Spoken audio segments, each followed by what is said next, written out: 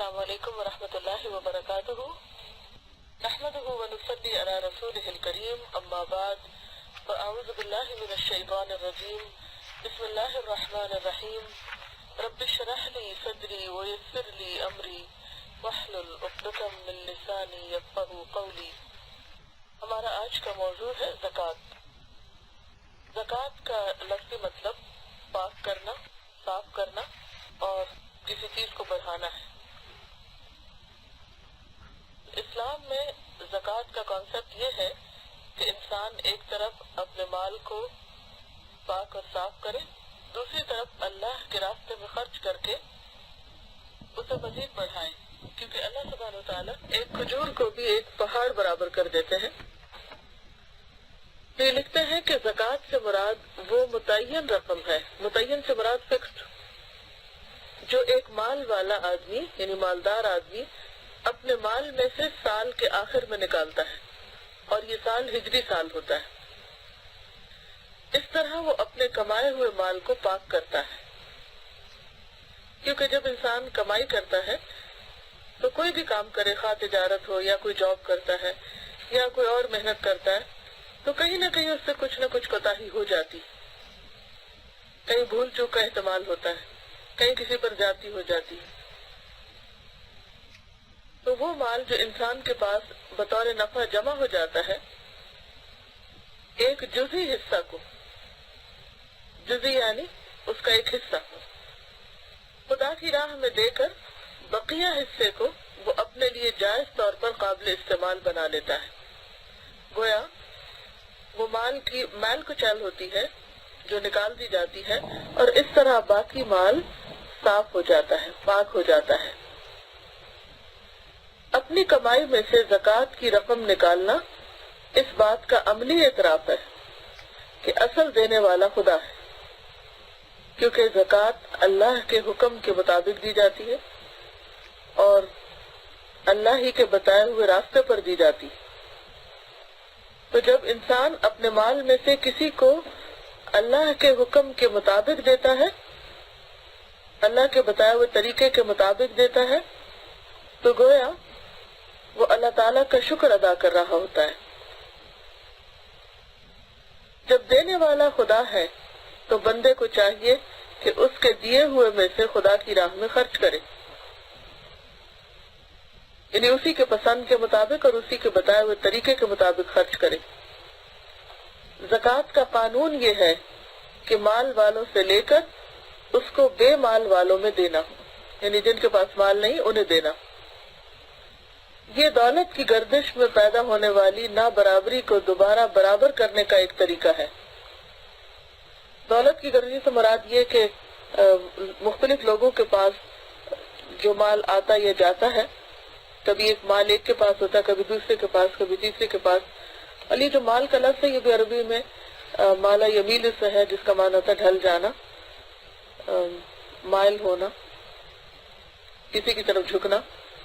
تو مال ایک ایسی چیز ہے جو انسان کے ساتھ وفا نہیں کرتی۔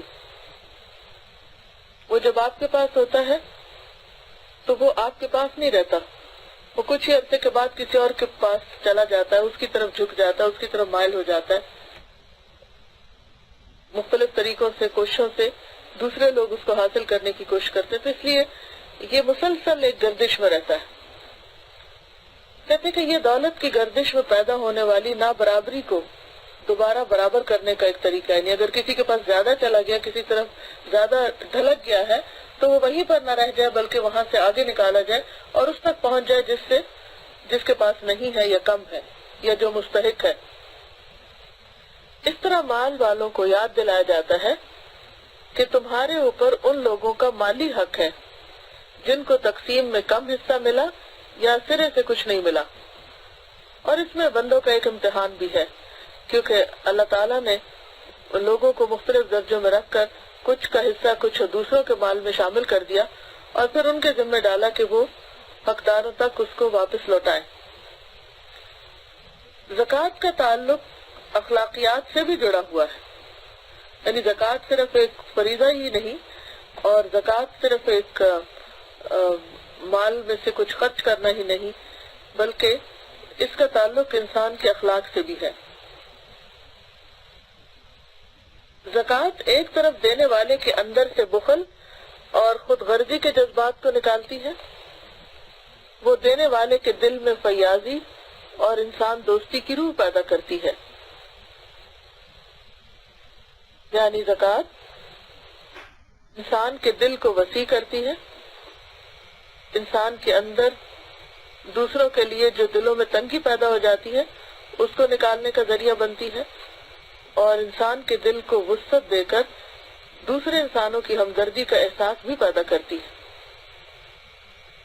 دوسری طرف پانے والے کے لیے زکوٰۃ کا فائدہ یہ ہے کہ دوسروں کو وہ اپنا بھائی اور غمگسار سمجھنے لگے، یعنی اس طرح انسانوں کے باہمی تعلقات مضبوط ہوتے ہیں۔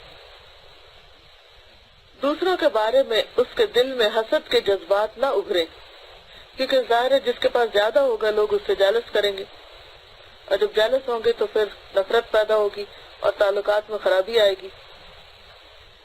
یہ زکوٰۃ چونکہ اللہ کی راہ میں نکالی جاتی ہے اس لیے وہ دوسری عبادتوں کی طرح ایک عبادت ہے۔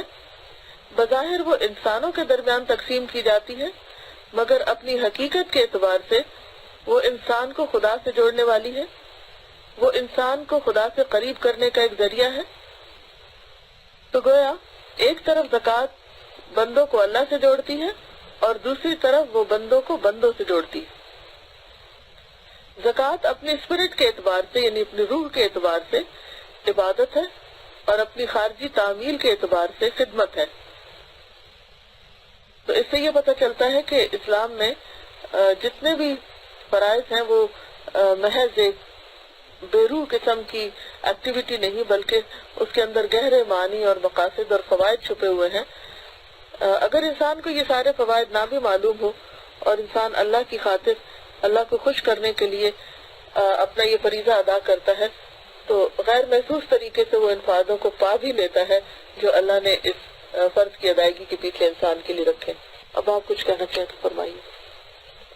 ابھی اگر آپ لوگ مختلف پائپ پہ غور کریں تو ایک چیز جو مجھے استاذہ بہت زیادہ اچھی لگی وہ یہ کہ زکوٰۃ جو ہے عملی اعتراف ہے کہ اصل دینے والا اللہ ہے۔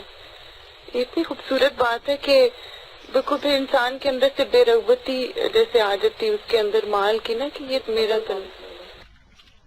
جی السلام علیکم۔ مجھے اس میں سب سے اچھی بات یہ لگی کہ استاد نے فرمایا کہ جب بھی انسان کوئی کام کرتا ہے تو اس سے کوئی نہ کوئی کوتاہی ہو جاتی ہے تو جو مال اس کے پاس بطور نفع جمع ہوتا ہے تو وہ اس میں سے نکال دیتا ہے تاکہ وہ کبھی کوتاہی پوری ہو سکے نا۔ تو ایسا لگتا ہے جیسے ایک چین ہے، جیسے ہم جب نماز ادا کرتے ہیں تو پھر ہم اس کو نوافل سے پورا کرنے کی کوشش کرتے ہیں، کمپنسیٹ کرتے ہیں، اسی طرح روزے کا بڑا اچھا ایسا لگا نا جیسے چین سے بنی ہوئی ہے۔ تو الحمدللہ زکوٰۃ کے بارے میں بہت سے لوگ کہتے ہیں کہ جو زکوٰۃ ہے وہ آپ مسجد میں یا کسی اسکول کی تعمیر کے لیے نہیں لگا سکتے، وہ صرف غریبوں کے لیے ہے۔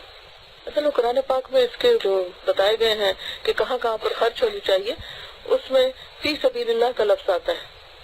تو فی سبیل اللہ میں کیا چیزیں آتی ہیں؟ فی سبیل اللہ سے مطلب ہوتا ہے اللہ کے دین میں، یعنی اللہ کے راستے میں۔ اب اللہ کا راستہ ایک جیسے حج اور عمرے کا راستہ بھی ہے، تو اس لیے بعض علماء یہ کہتے ہیں کہ اگر کوئی شخص اپنی محنت کے باوجود اپنی پوری کمائی نہیں کر پا رہا تو اگر اس کے رشتہ دار یا دوسرے قریبی جاننے والے لوگ کچھ نہ کچھ اس کی مدد اس مال سے بھی کر دیں تو چونکہ من استطاع الیہ سبیلا تو یہ بھی سبیل اللہ ہے، اس میں بھی لگ سکتا ہے۔ اسی طرح یہ ہے کہ دین کی خدمت کے جو کام ہیں جیسے مجاہدین کے لیے بھی زکوٰۃ کا استعمال ہوتا ہے، پھر اسی طرح جو دین کی تعلیم کو عام کرنے کے سلسلے ان کاموں میں بھی جیسے کوئی لائبریری بنانا ہے یا پھر کوئی اسکول بنانا ہے یعنی دین کی تعلیم کے لیے تو اس میں بھی استعمال ہو سکتا ہے۔ مسجد سے عام طور پر اس لیے منع کیا جاتا ہے کہ کیونکہ یہ ایک طرح سے مال کی میل کچیل بھی ہوتی ہے نا، تو مسجد تو ایک ایسی جگہ ہے کہ جو اللہ کی عبادت کے لیے ہے، تو اس میں وہ اللہ کا گھر ہے، تو اللہ کا گھر ہم اپنی میل کچیل سے تو نہیں بنائیں گے، تو اس لیے بہتر ہے کہ وہ اپنے بہترین مال میں سے انسان نکال کر دے۔ یہ بات مجھے اچھی لگی کہ آپ نے جیسے بتایا کہ زکوٰۃ کا تعلق اخلاقیات سے بھی ہے اور انسان کے دلوں سے بغض بھی نکالتی ہے۔ مجھے ایسا لگتا ہے جیسے جو زکوٰۃ دیتے ہیں ان کا تعلق میرا خیال ہے مضبوط ہو جاتا ہے جن کو دے رہے، اور میرا خیال ہے زکوٰۃ دینے والوں کے دلوں میں پھر یہ بھی نہیں رہتا کہ ہم زکوٰۃ دے رہے ہیں. مجھے یہ بات اچھی لگی کہ جو زکوٰۃ پانے والے ہیں ان کا فائدہ ہوتا ہے کہ وہ اپنے بھائی کا غم گسار سمجھنے لگے نا، اور دوسروں کے بارے میں اس کے دل میں حسد کے جذبات نہ ہوئے ابھرے، بلکہ اس کے بجائے اس کے دل میں دوسروں کے لیے محبت کے جذبات پیدا ہوتے ہیں. خوبصورت انسانی معاشرہ پیدا ہوتا ہے. مال ایک سوسائٹی میں ایسی ہی حیثیت رکھتا ہے جیسے خون جسم کے اندر. خون کی سرکولیشن ہوتی رہتی ہے تو جسم ہیلدی رہتا ہے، اور اگر خون کہیں ایک حصے میں رک جائے اور یا یہ کہ کہیں پر جم جائے تو اس سے تعفن پیدا ہو جاتا ہے، زہر پھیل جاتا ہے اور الٹیمیٹلی ہلاکت کا ذریعہ بنتا ہے. اب دیکھیں کہ یہ جو سلسلہ ہے چیزوں کو پاک کرنے کا یا فلٹر کرنے کا، یہ اللہ تعالیٰ نے پوری کائنات کے اندر رکھا ہے. مثلا آپ دیکھیں کہ سمندر کا پانی ہے، جب بارشیں ہوتی ہیں اور پانی جو فالتو ہوتا ہے زمین کی ضرورت سے تو آخر کار سمندر میں جا گرتا ہے. اب اگر سمندر اپنا پانی سورج کی دھوپ کی وجہ سے بھاپ بنا کے نہ اڑائے اور دوبارہ وہ بادل نہ بنے تو آپ دیکھیں گے کہ وہ تو ہر جگہ فلڈز آ جائیں اور اس سے بہت تباہی پھیلے اور زمین پر زندگی ممکن نہ رہے. تو وہاں پر بھی ہمیں یہ صورت نظر آتی ہے. پھر اسی طرح آپ دیکھیں کہ جو خوراک ہم کھاتے ہیں تو خوراک کا جو بہترین حصہ ہوتا ہے، جو طاقت دینے والا ہوتا ہے، وہ ہمارے جسم کو لگ جاتا ہے، اور جو اس کا میل کچیل ہوتا ہے، یہ جو ویسٹ ہوتا ہے وہ باہر آ جاتا ہے. تو اسی طرح باقی چیزوں میں آپ اسی اصول کو دیکھ لیجئے. اما ما ينفع الناس فيمكث في الارض، سورۃ البقرہ کے شروع میں ہی آ جاتا ہے، ذالک الکتاب لا ریب فیہ ھدی للمتقین الذین یؤمنون بالغیب ویقیمون الصلاۃ ومما رزقناہم ینفقون. تو اللہ کے راستے میں انسان جو کچھ نکالتا ہے، خواہ وہ زکوٰۃ ہو یا صدقات ہو، وہ سارے کا سارا عبادت ہے.